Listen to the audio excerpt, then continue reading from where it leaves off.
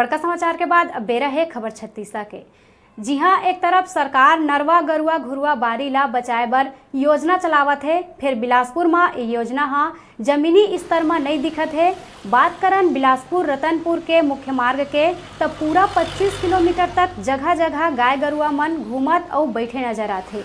एकरे सेती ए रोड में कई बार बैठे गरुआ मन ले मोटरसाइकिल वाला मन के एक्सीडेंट होके घायल हो घलो हो गए है और उन्हें बड़े बड़े ट्रक बस चले ले कई गरुआ मन के मौत घलो हो गए है।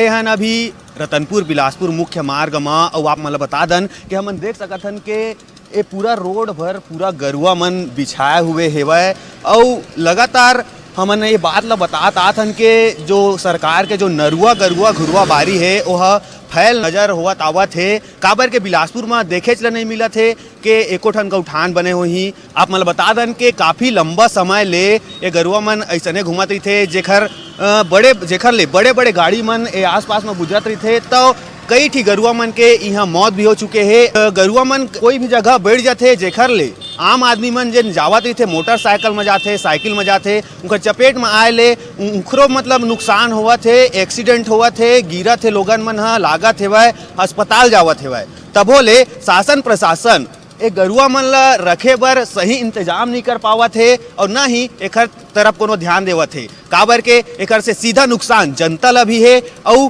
गाय गरुआ मन ला तको है। बिलासपुर ले नीरज देवांगन की रिपोर्ट।